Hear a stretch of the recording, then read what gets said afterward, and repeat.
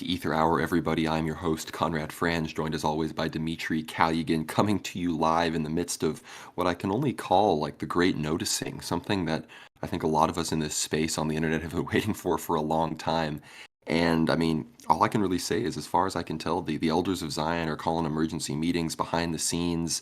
The people on the right on the internet that we almost at this point considered on the other side are coming around. They're talking about the situation in Israel. They're talking about people like Ben Shapiro not being loyal to America. So big things are happening, but we don't want to just talk about the political situation on X, which we will, but we also want to get into some deeper symbols, some deeper ways in which this problem that is finally being realized has affected us in the West at the deepest levels of our worldview. And for that, we're joined by somebody fantastic. Dimitri, how about you introduce our guest here?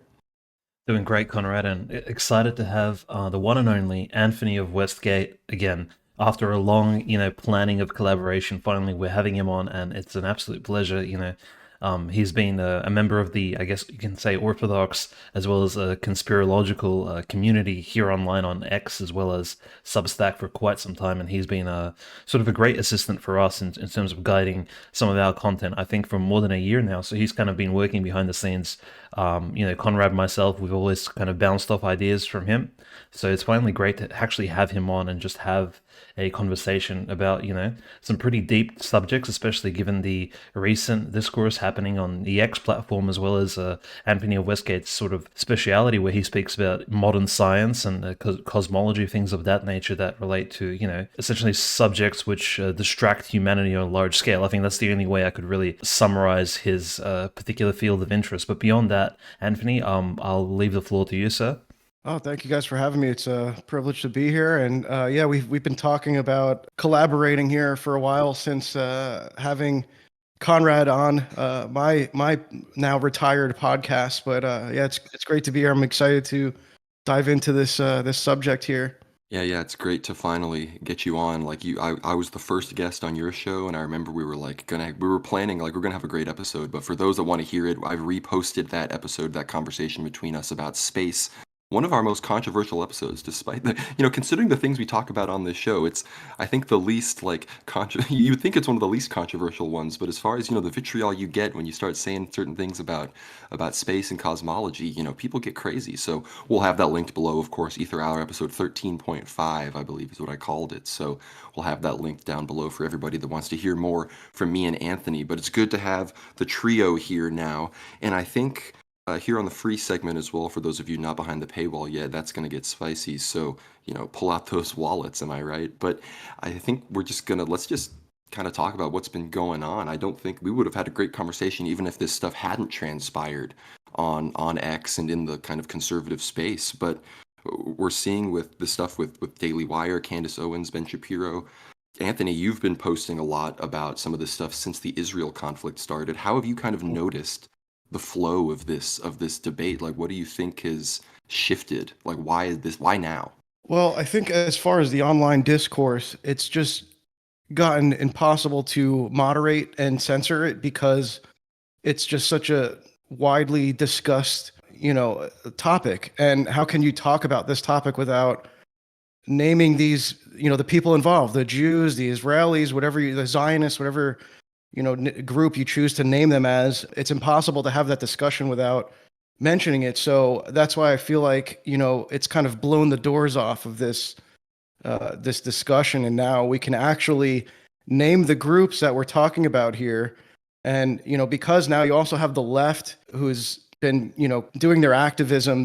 Finally, we see the left doing anti-war activism, and talking about all these Israeli war crimes that they're committing in the genocide, which they're correct about. I know that we kind of, I almost don't consider the left like part of the discussion that we're having. So I don't consider them like allies on this issue, but they have helped to kind of push the needle forward, right? And so, because this is just such a widely discussed topic now, I think that it gives us more leeway to dive further into like the history of how this all came about. And it's really, I think because of all of the accounts that Elon follows that are more on the right, he's now being exposed to it, maybe for the first time. I don't know, but it certainly has seemed to grab his attention to the point where he's now, replying to these comments. Like last night he tweeted something like, "Oh, they should drop the A in ADL and just call it the Defamation League." He replied to some post about the anti-white hatred from the Jews, Let and me read it real quick. This is what he's yeah, talking about. He's talking about a post said, "Okay, Jewish communities have been pushing the exact kind of dialectical hatred against whites that they claim to want people to stop using against them.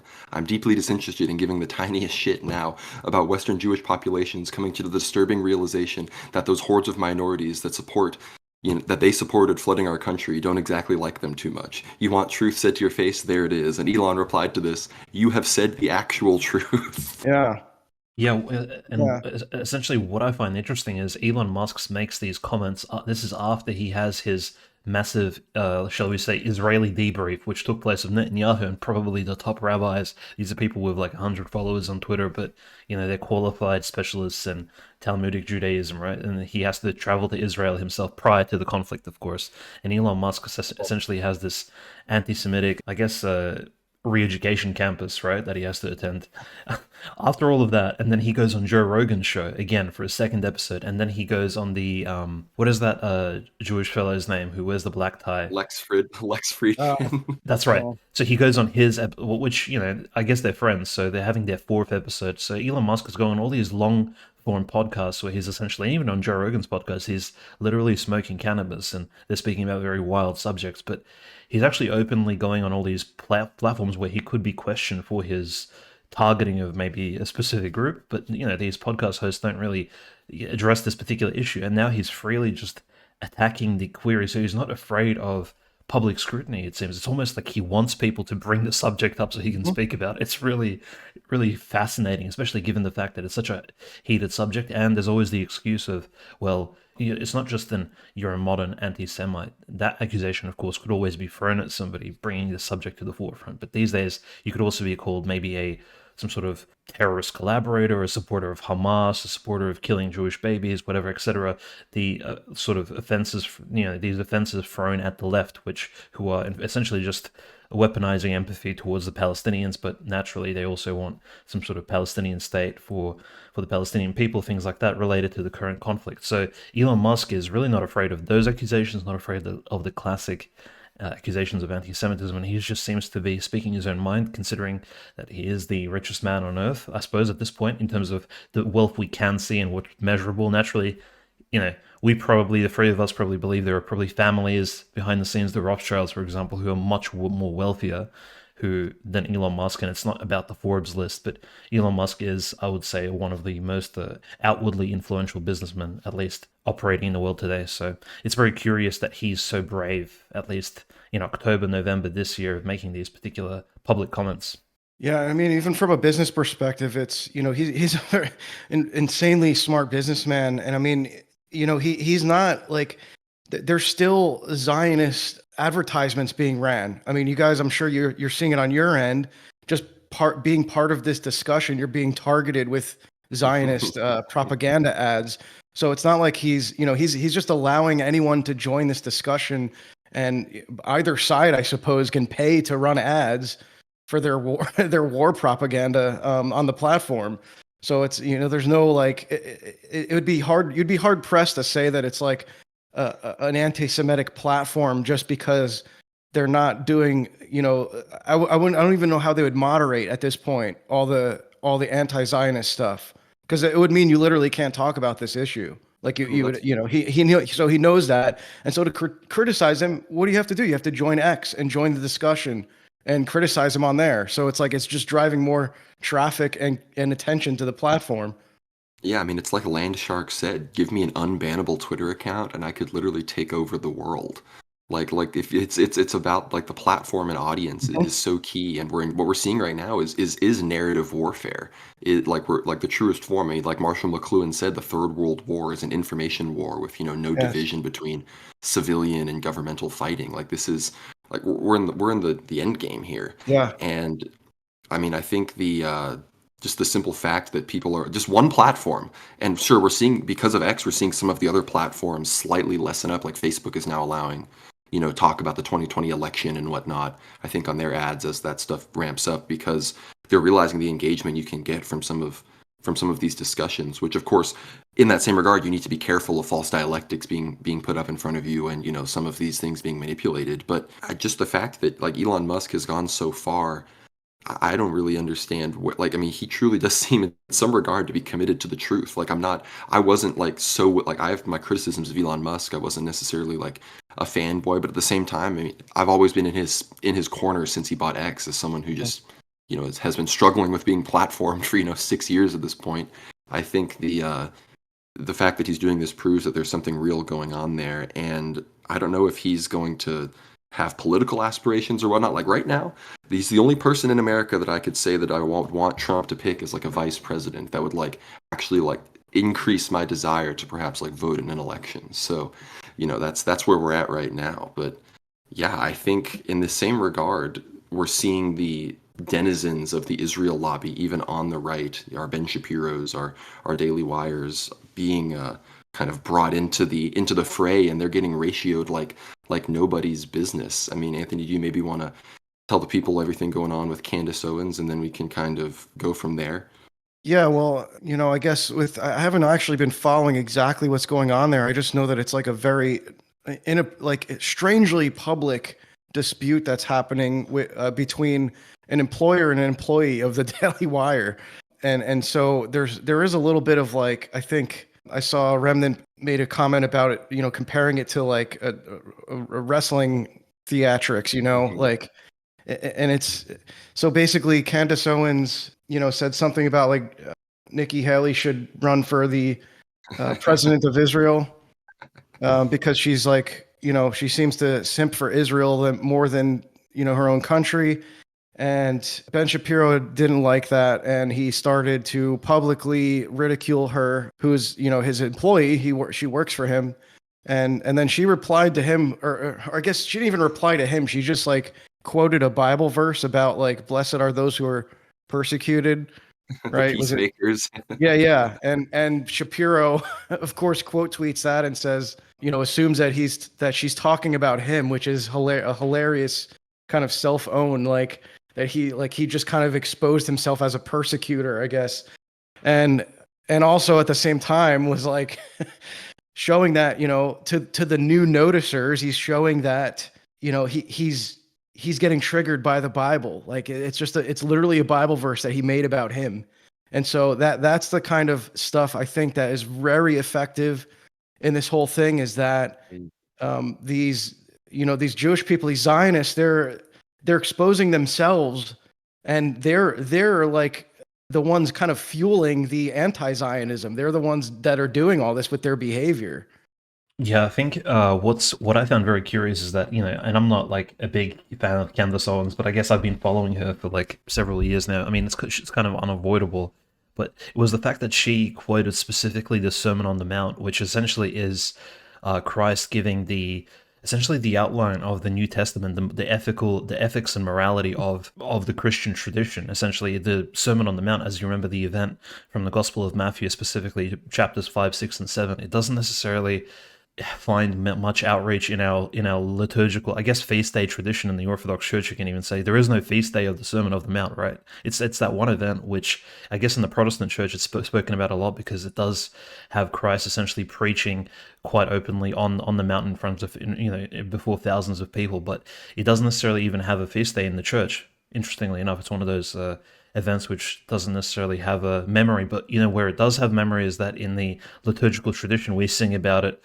during liturgy and other services, so it is mentioned and integrated very intricately into the liturgical tradition of the church. And so Candace Owens, being a Protestant herself, I believe, I don't think she's a Catholic, she does mention it, and Ben Shapiro seems really offended at those verses relating to that sermon. Why? Well, naturally, Ben Shapiro does not believe that Christ is the Messiah, and also because the sermon, the ethics and the morality given by Christ. Now that Christ was the lawgiver who gave the Old Testament laws to Moses in the first place, right? Ben Shapiro doesn't believe that, but that's the truth, right? That's how we see the Old Testament. And suddenly Christ comes and explains the new Christian ethical morality of a higher level, a higher pedigree to the people of Judea and those listening to him, right? On the mountain itself.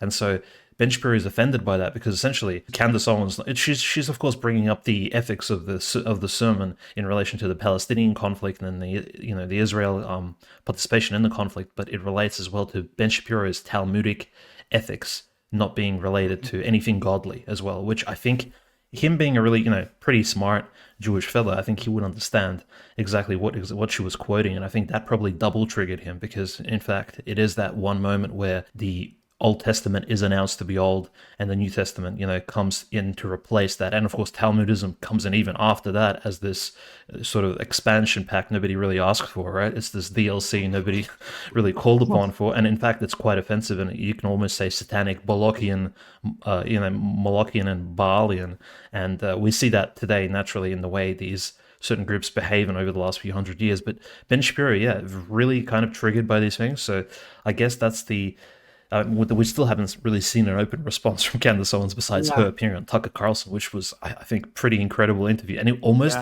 came out right afterwards, which makes me think Tucker Carlson also has his finger on the pulse. Yeah, and the funny thing is, I don't even think Candace knew about all the stuff you just said about that particular the Sermon on the Mount, who was directed to and the context. And I think she was just quoting a scripture that resonated with her. So it's funny that it actually still had all that significance, and that Shapiro probably even knew better than her. And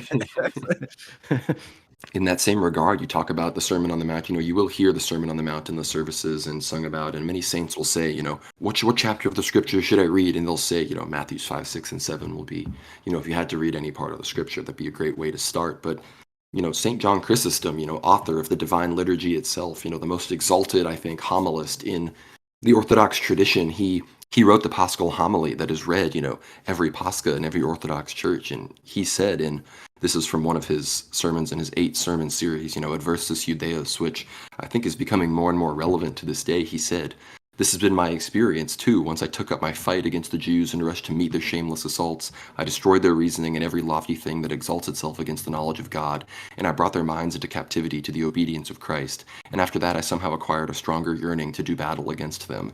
And that's what we're seeing right now. People that are, they may not be Orthodox, they may not be civilizationally Christian, as we like to talk about here, but they are Christian, they really revere the scriptures, and they're starting to finally, their sincerely held beliefs, which you could say are just some of the most simplistic, not fleshed out Christian morality, even that is coming into conflict with people that can only be described as the rulers of this world. I think as far as what we're seeing right now, we could dissect the blood sports that we're witnessing all day, but I think I want to take a step back. And we have Anthony on. He's an expert on these kinds of things, and I think I want to start. We could start, at the creation, right, and talk about the symbolism there. But I think a good place to start is around the time of Copernicus, and then I think we move up through the Reformation, up into the 19th century, and then into the early days of Zionism, and kind of go a little deeper and get a little symbolic on how we kind of have. Me and Anthony talked about this on my cosmology episode. How the world mind has basically been alchemically transmutated into a fantasy-based reality on all fronts, whether that's scientific, whether that's religious, whether it's literally where we are in the world. So, I'll have this article linked below. I've linked it below many times. But Anthony, if we start with Copernicus, how have these people that are now kind of being exposed in the public sphere, how have they been, I guess, influencing us in that regards that far back? Well, I mean, in many ways, this can be traced back all the way to like I said, like you said, Copernicus in the Renaissance era, and a lot of people, they think of this kind of merging between the Zionism and the Christianity, this kind of unholy alliance, as being more of a modern phenomenon. And really, it's I argue, and I think many others that I draw my sources from would argue that this has been kind of ingrained in the whole spirit of the Reformation from the beginning. Because when you look at the history of the Renaissance, it was really, what was the Renaissance? It was a revolution. And what is behind the spirit of any revolution in history? The Jewish revolutionary spirit. So this was a revival. It was a explosion of esoteric knowledge as you had the Laurentian Library was acting as basically a hub of all this occult knowledge. And so you had all of these, academics that were discovering this new knowledge, this, this what they perceived to be the oldest religion in the world of Hermeticism. And there was a kind of idea of the oldest. I forget the phrase. It's like the theologica, Priscus Theologica. It's the idea that the oldest theology is the most true, and so they stumbled across this Hermeticism in the Renaissance, and it just exploded into all of the European culture, and started to influence the scientific research, the scientific studies, all the other academic research, the religion, the philosophy, everything. So you had basically this infusion of alchemy into academics, and so this was all kind of centered around this figure Hermes Trismegistus, who there's a lot of debate over if he was even a real person or not, but certainly in the Renaissance period they perceived him to be this real figure who was tied to Moses, and he's responsible. He was considered the founder of science, religion, mathematics, geometry, medicine, magic, all of these things that were kind of at the center of all of these studies at the time. And so this Hermeticism influenced all of the academia at the time. And this is where the Reformation came from. The Reformation came from this scholasticism. And so I won't go into all of that, but because that's a whole different. There's a ton of. I learned from diving into this rabbit hole that there's a ton of literature on this that I didn't even know about. It's just very hard to find. But I know E. Michael Jones has written a few chapters on this in the Jewish Revolutionary Spirit, and that's kind of what led me down this rabbit hole in particular with the cosmology. But yeah, there's a famous quote about Copernicus that he owed this debt to the Hermetica. That's the text of Hermes Trismegistus, this famous occult text, and that he owed this debt to the Hermetica, which was demonstrated by the fact that there's these three revolutionary ideas that he was famously to propose. One was the Earth's motion in space. The second was its rotation on its own axis. And the third was that it was orbiting the Earth and the other planets around the sun. And this all appeared in the Hermetica. So all these ideas that have never before been perceived in the field of cosmology, they were discovered in the Hermetica. And Copernicus was, very into these occult writings. So was Newton, many of these famous figures. Thank you so much for listening to the free preview of Aether Hour, everybody. This has been episode 23, Get Behind the Paywall. We got pretty spicy here in the free segment, so you're welcome for that. But get behind that paywall. Anthony breaks it all down on the hermetic Talmudic roots of modern cosmology and all sorts of other facets of the modern Western worldview. So you don't want to miss this one. Get behind that paywall. You'll get access to all the previous episodes and all sorts of other content, and it really helps us out, keeps World War Now going. So thank you so much for listening, and God bless.